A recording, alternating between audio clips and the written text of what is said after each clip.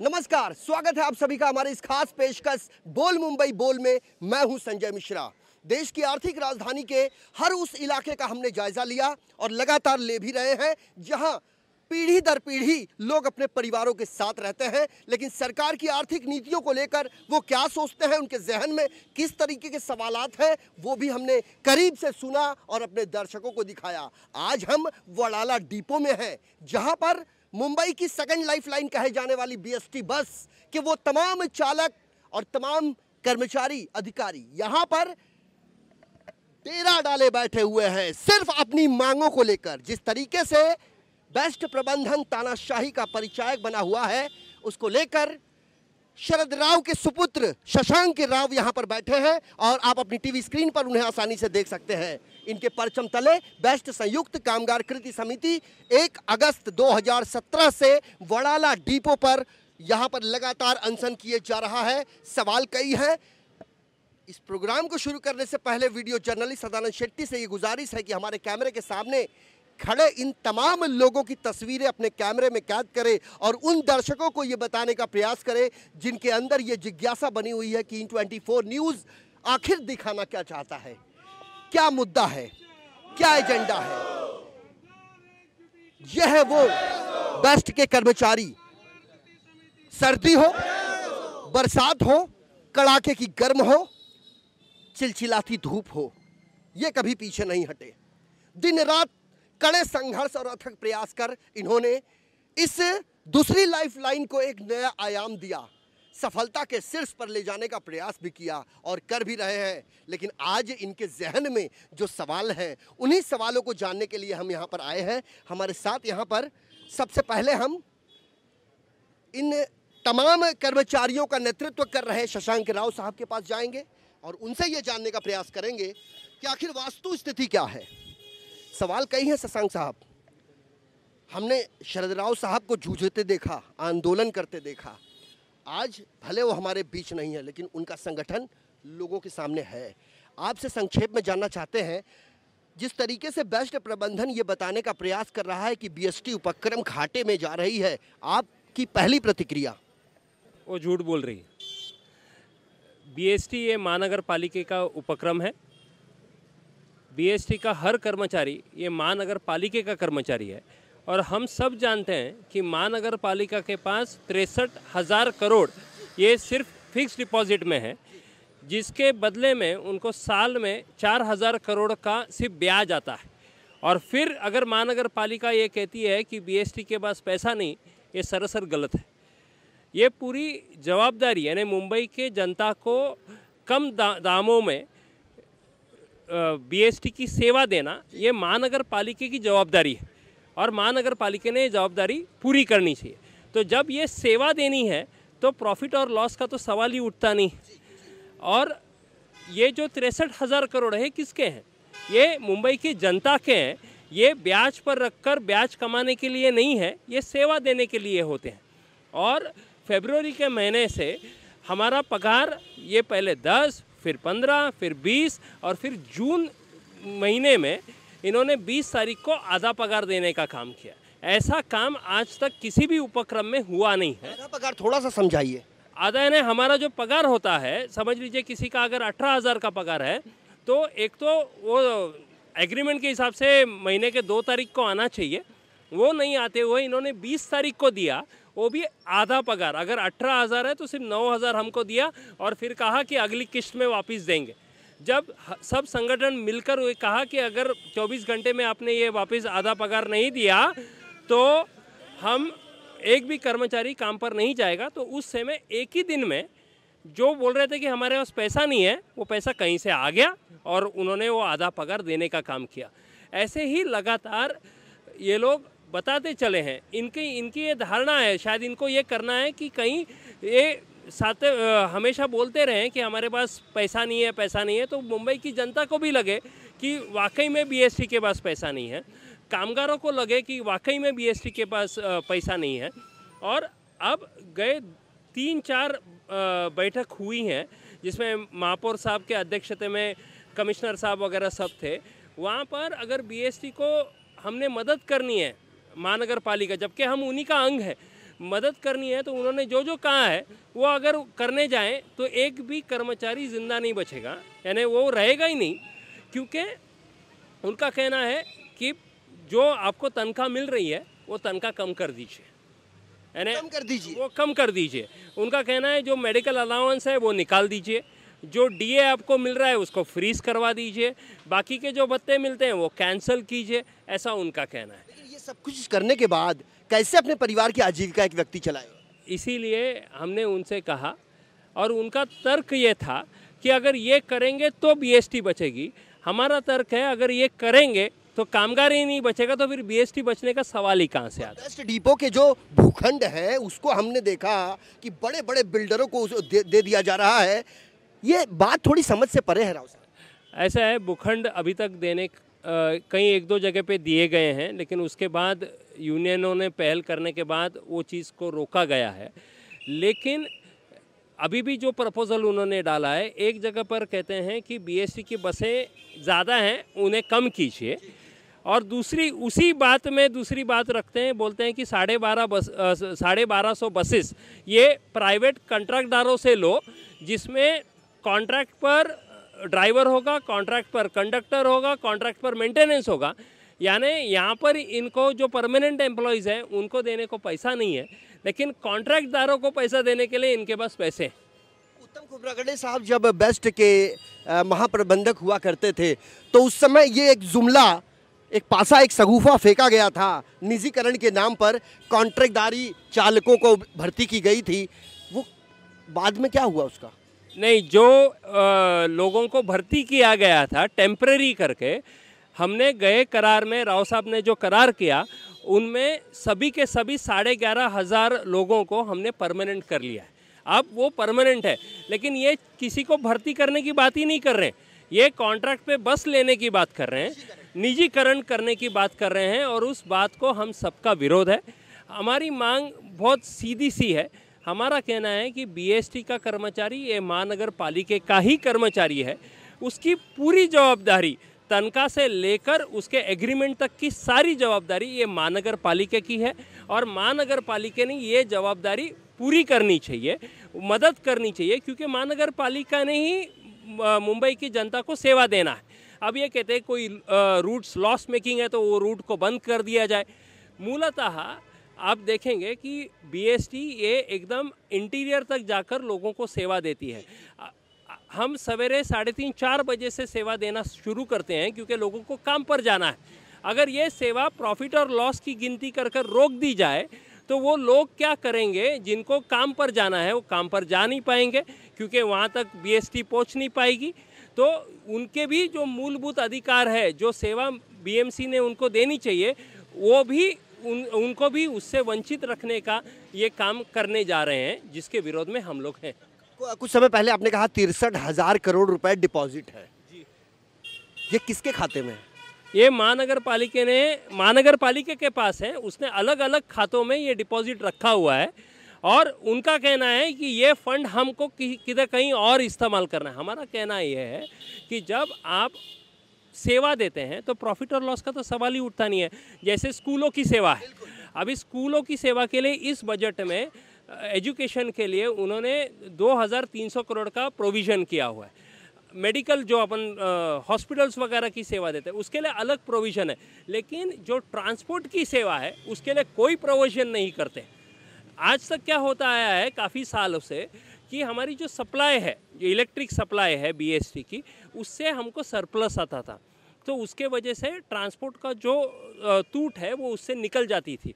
अब क्योंकि MERC का एक्ट आया है उससे वो सरप्लस आता नहीं है, और वो नहीं आने के वजह से ये बीएमसी ने एक्चुअली वहाँ पर तरतूद करनी चाहिए, प्रोविज़न करनी चाहिए, वो करने को तैयार नहीं है। कुल मिला के बृहन मुंबई महानगर पालिका का उदासीन रवैया कहें तो कोई अतिशयोक्ति नहीं होगी। बिल्कुल भी नहीं। मुंबई महानगर पालिका वो महानगर पालिका जो एशिया की सबसे बड़ी महानगर पालिका कही जाती है, जिसका सालाना आर्थिक बजट 30,000 करोड़ से भी अधिक कर रहा है, और आज उदासीनता का परिचायक बनी हुई है बीएमसी, जिसको चलते बद से बदतर परिस्थिति का सामना कर रहे हैं तमाम बेस्ट वर्कर। खास करके मुंबई में लोगों के घरों में बिजली पहुंचाने का भी काम करती है बेस्ट, और वहाँ से जो होने वाली जो आमदनी है उसे सरप्लस कहा जाता था।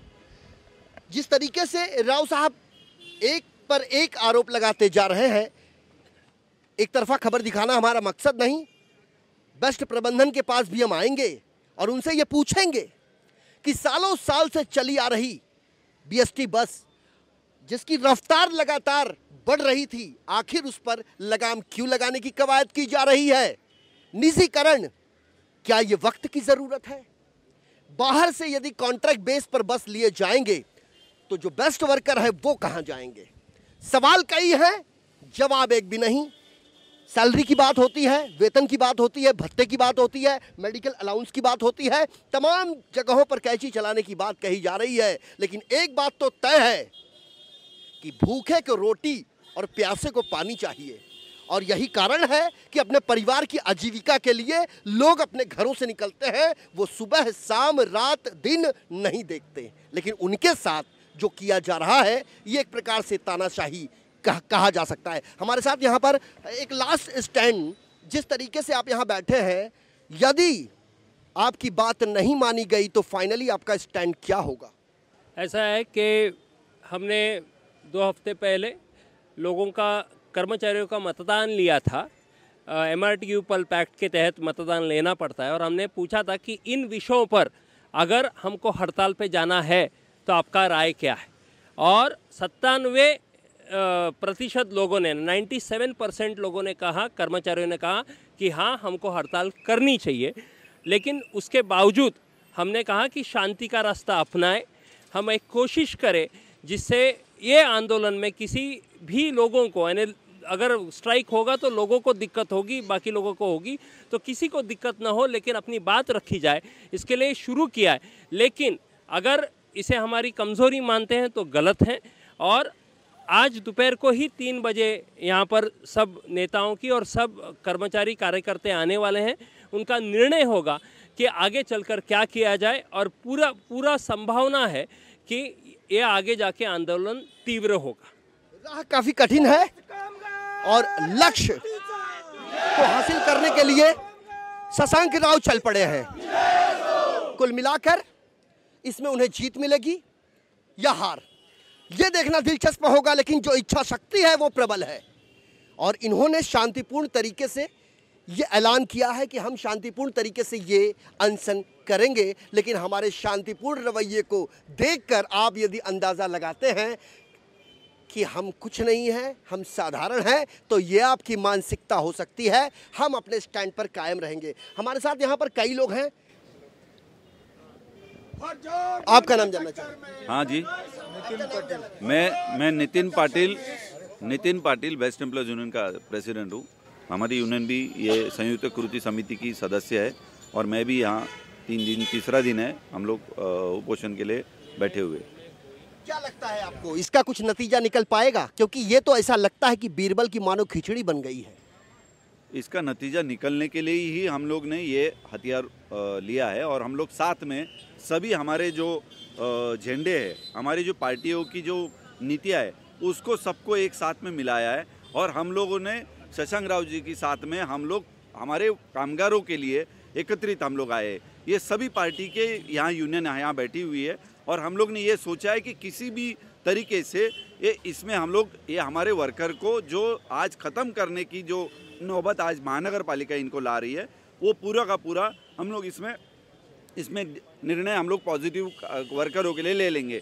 जो खाजगीकरण करने का इनका जो राय ये मौका ये कर रहे हैं, हाँ, तो 150 एकड़ ज़मीन उनके दिमाग में है, वो ज़मीन हम छोड़ेंगे नहीं। हमारा वर्कर भी है, हमारी ये कंपनी है, ये कंपनी ये वर्करों ने बनाई है। ज़मीन कितनी बताया आपने? 150 एकड़।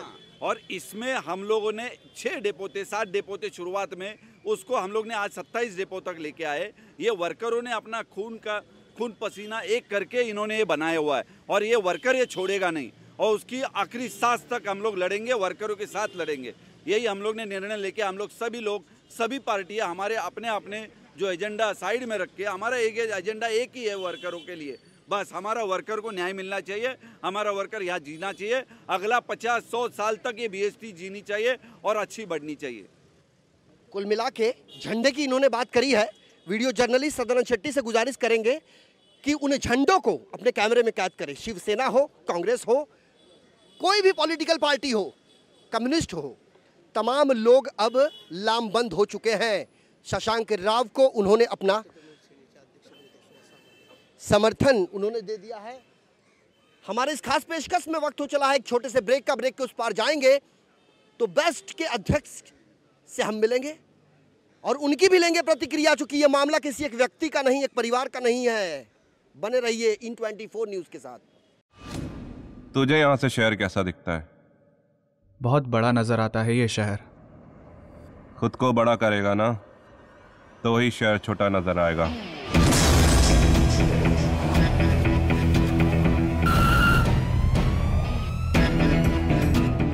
मोबाइल दिखा, मोबाइल। अबे साले चोर! तू मरवाएगा एक दिन। करना क्या है? मोहल्ले के लड़कों को इकट्ठा करके शाखा ही तो खोलनी है। पर देव सिंह की क्यों? क्योंकि देव सिंह इस कोटा शहर का सबसे बड़ा पॉलिटिकल गुंडा है।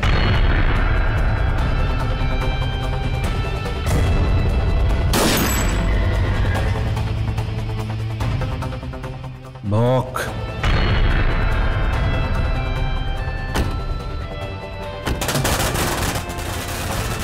खबर पक्की है, देव सिंह चुनाव विपक्ष से लड़ने वाला है।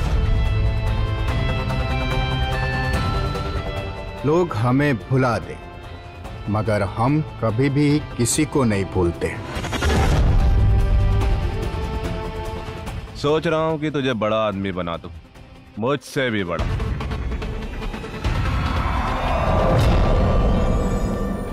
नदी में पत्थर फेंकने से कुछ नहीं होता विष्णु, वो बस इतनी बड़ी नदी में डूब जाता है।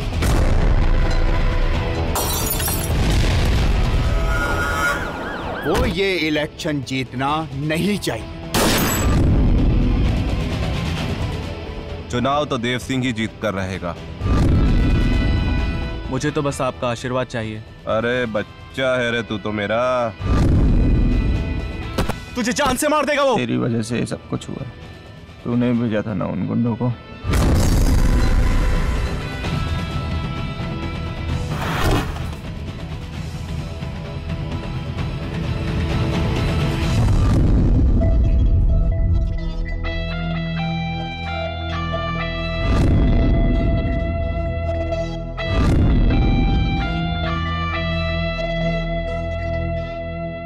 ब्रेक के बाद हमारे इस खास पेशकश बोल मुंबई बोल में आपका स्वागत है। हम मुंबई के वडाला डिपो में हैं, जहां पर बड़ी संख्या में यहां पर अपनी मांगों को लेकर अनशन किया जा रहा है बेस्ट कर्मचारियों द्वारा, और खास करके बेस्ट कर्मचारियों का नेतृत्व करने वाले अलग अलग संगठन भी अब ये लामबंद हो चुके हैं व्यासपीठ पर। चाहे शशांक राव हो, चाहे बेस्ट कामगार सेना अध्यक्ष सुहास सामंत हो, इसके अलावा शिवसेना के उपनेता भी कहे जाते हैं। हमने कई लोगों को यहां पर एक मंच पर देखा है। मकसद एक ही है कि जिस तरीके से बेस्ट कर्मचारी अधिकारियों की समस्या नासूर बनती जा रही है, तो इसे जड़ समूल उखाड़ फेंकने के लिए एक नया प्लेटफॉर्म यहां तैयार है। और हम जाएंगे, शिवसेना के उपनेता भी हैं और सुहास सामंत साहब। सामंत साहब, आपका स्वागत है। आपके लिए तो कई सवाल है सर मेरे पास। बोलिए। मुंबई महानगर पालिका हो, महाराष्ट्र सरकार हो, महाराष्ट्र की राजनीतिक पृष्ठभूमि हो, शिवसेना का लोहा माना जाता है। क्या ये मसला हल हो पाएगा? जरूर हो पाएगा। हमारी एकता, अपनी ताकत, बेस कामगार 45,000 बेस कामगार अपनी एकजुट की ताकत आज न कल दिखाएंगे और ये हौसला, इसमें यश मिलेगा। सर, शिवसेना का महापौर है बीएमसी में, क्या लगता है बीएमसी अपनी जिम्मेदारी का ईमानदारी से निर्वाह नहीं कर रही है? शशांक राव साहब ने आरोप लगाया, आपकी पहली प्रतिक्रिया?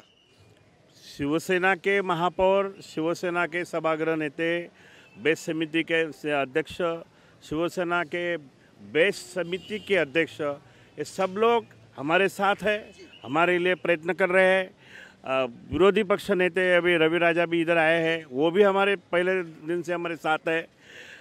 खाली आयुक्त के मन में क्या है वो अभी तक हम लोग ढूंढ नहीं पाए हैं। मगर मैं बोलता हूँ कि आंदोलन चालू हो जाएगा और आंदोलन बढ़ेगा तो आयुक्त को भी एक दिन प्लेटफॉर्म पे आना पड़ेगा। अजय मेहता साहब के लिए ये संदर्भ है। जिस तरीके से ये चल रहा है तब तक, जब तक चल रहा है तब तक, लेकिन जब सब्र का बांध टूटेगा तो ये महा आंदोलन में भी तब्दील हो सकता है और इसकी जिम्मेदारी कायदा व सुव्यवस्था पर भी एक बड़ा सवाल लगेगा। पुलिस प्रशासन को भी नाको चने चबाने पर मजबूर होना पड़ेगा, इसमें कोई दो राय नहीं, लेकिन विवाद किसी समस्या का हल नहीं।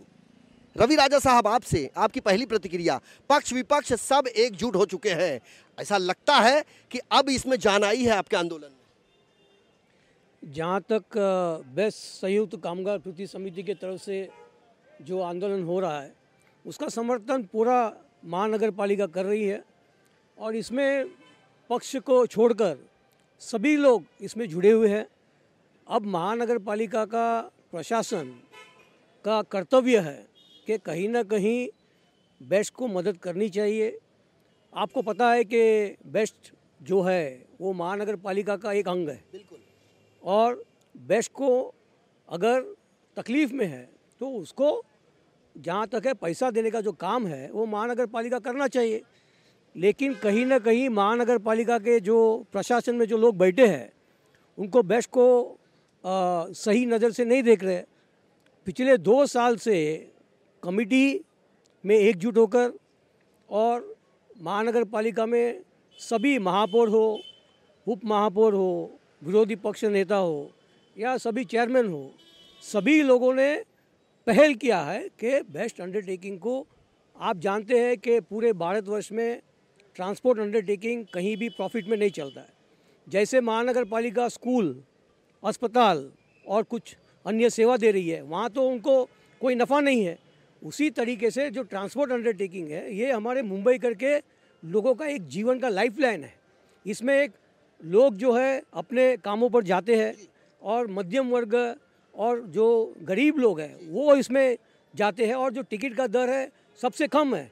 इसके लिए इसका जो है लॉसेस बढ़ते जा रहे हैं, लेकिन इसका लॉसेस और प्रॉफिट का सवाल नहीं है, इसमें लोगों को सेवा देने का जो काम है महानगर पालिका का कर्तव्य है और ये बंधन कारक है। और एक विपक्ष के नेता होने के नाते से मैं ये कहूँगा कि ये जो लड़ाई है हम इनके लड़ाई में हम पूरे साथ में हैं और हम ये लड़ाई में जीत जरूर हासिल करेंगे, ऐसा मैं समझता हूँ। महानगर पालिका अपने आप में एक बड़ा परिवार है, उस परिवार का एक सदस्य बेस्ट उपक्रम भी है। कहते हैं कि परिवार का जब कोई सदस्य बीमार पड़ता है तो परिवार का मुखिया उसका इलाज करवाता है। क्या बेस्ट प्रशासन अगर कमजोर पड़ा है तो मुंबई महानगर पालिका का यह कर्तव्य नहीं बनता कि उसे किसी तरह सपोर्ट किया जाए ताकि वो उसकी जो चरमराहट है वो सुदृढ़ हो सके, मजबूत हो सके। ऐसे कई सवाल हैं। हमारे साथ यहाँ पर कई लोग हैं और हम आपका नाम जानना चाहेंगे सर? रंजन चौधरी। चौधरी साहब, कुछ महीने पहले हमने मरोल डिपो का जायजा लिया था। यूट्यूब पर हमने उस वीडियो को अपलोड किया, हजारों की संख्या देखते ही देखते चंद घंटों में पहुंच गई। वो दिन और आज का दिन ऐसा लगता है बदला कुछ नहीं है, सवाल वही है। हमने ऑफ द रिकॉर्ड बात करें, हम बीएसटी के एक बस में चढ़ के जा रहे थे तो उसमें एक कंडक्टर कहता है कि साहब ड्यूटी का कोई टाइमिंग फिक्स नहीं, हम अपने परिवार के साथ कहीं जाना चाहते हैं तो हमारी छुट्टी नहीं, हमें जो मेडिकल अलाउंस मिलता है वो भी समय पर नहीं, तनख्वाह समय पर नहीं। इतना बड़ा बेस्ट पूरी दुनिया जानती है कि मुंबई आर्थिक राजधानी है और इस आर्थिक राजधानी की जो फास्टनेस है उसमें कहीं ना कहीं मील के पत्थर की भूमिका निभा रही है रेलवे के बाद बीएसटी। आप लोगों ने तो कह दिया आप लोग सब एक हो गए, क्या लगता है आपको समय रहते ये सॉर्ट आउट हो पाएगा? बिल्कुल बिल्कुल सॉर्ट आउट हो जाएगा, क्योंकि वक्त आया है। अभी बहुत कुछ सह लिया है, वर्करों ने अपनी राय दी है, इलेक्शन के समय इसके कौल दिया है और अभी वर्कर लोग सब पूछ रहे हैं कि आप लोगों को जो कौल दिया है इलेक्शन का स्ट्राइक करने का, तो अभी आप लोग इसमें शक्ति क्यों ऐसा वाया दौड़ रहा है कि वो कुछ निर्णय लेने का टाइम आ गया है। और आज ये 3 बजे के सब कृति समिति के सब नेता लोग इधर बैठ के वो निर्णय लेंगे कि आगे क्या करना है। ये तमाम लोग जो है नेतृत्व कर रहे हैं उन तमाम बेस्ट कर्मचारी अधिकारियों का हम एक बार फिर वीडियो जर्नलिस्ट सदानंद शेट्टी से गुजारिश करेंगे इस कैमरे को 360 एंगल में वो घुमाए और यहाँ पर खड़े वो तमाम लोग हम चाहेंगे अगर आप संतुष्ट नहीं हैं तो हाथ उठा के बताएं क्या बेस्ट की कार्यशैली से आप संतुष्ट हैं। कैमरे के सामने उठे ये हाथ बयां कर रहे हैं बेस्ट प्रबंधन के तानाशाही की वो दास्तां और खास करके यहां पर संगठन के सभी लोग यहां पर मौजूद हैं और अपनी मांगों को लेकर ये हमारे कैमरे के सामने खड़े हैं और हम इनकी आवाज बहुत जल्दी बृहन मुंबई महानगर पालिका कमिश्नर अजय मेहता साहब आपके पास आएंगे और आपको बताएंगे। इनकी बात तो हमने आपको दिखा दी है लेकिन आप क्या कहना चाहेंगे ये भी हम इन्हें दिखाएंगे क्योंकि इन्हें समझाना वक्त की ज़रूरत है। इनके गुस्से का जो आक्रोश का जो भाव है वो 7वें आसमान पर पहुंच चुका है। घर से निकलते हैं परिवार की संवेदना को लेकर, शाम को घर पहुंचते हैं परिवार के सदस्यों को इंतजार रहता है इनके आने का, लेकिन जब ये आते हैं खाली हाथ और जब इनके मुखारबिंद से ये निकलता है कि इनका वेतन इन्हें समय पर नहीं दिया जा रहा है, बच्चे की पढ़ाई की बात आती है, परिवार के सदस्यों की बीमारी की बात आती है, जीवन आवश्यक वस्तुओं को खरीदने की जब बात आती है तो इनकी आंखों में मानो आंसू आ जाते हैं क्योंकि इनका मेहनताना इन्हें समय रहते मिल नहीं पा रहा था। और धन्य हो ये संगठन का, अगर ये संगठन नहीं होता तो आज इनका सुध लेने वाला भी कोई नहीं होता। इसमें 100% सच्चाई है और खास करके हमने यहाँ पर पक्ष विपक्ष तमाम लोगों को एकजुट होते हुए देखा है और इनका ये कहना है इस मामले में बीच का हम रास्ता निकालेंगे और जल्द से जल्द बीएमसी कमिश्नर से मुलाकात करके इनकी बातों को रखेंगे। एक लाइन में आपसे जानना चाहेंगे, आपका नाम क्या है? बाला साहब पोटे। पोटे साहब कितने सालों से आप हैं बीएसटी में? 15 साल से। आपको पगार मिल रही है समय से? नहीं, अभी नहीं मिल रहा है। बिल्कुल आप सच बताएंगे, सिर्फ सच बताएंगे, यहाँ कोई राजनीति नहीं हो रही है, आपको पगार सही समय पर मिल पा रहा है? बिल्कुल नहीं। आपको नहीं मिल पा रहा है। नहीं मिल पा रहा है। नहीं। कितने महीने से? 7 महीने से नहीं मिल रहा है और 6 साल से बोनस नहीं मिल रहा है। 7 महीने से पगार नहीं मिल रहा। सूबे के मुख्यमंत्री देवेंद्र फडणवीस साहब, ये आपका राज्य है, जिस राज्य को चलाने के लिए जब आपने शपथ ली थी मुख्यमंत्री पद की, आपने ये वादा किया था सरकार पूरी पारदर्शिता से चलेगी पूरे 5 साल।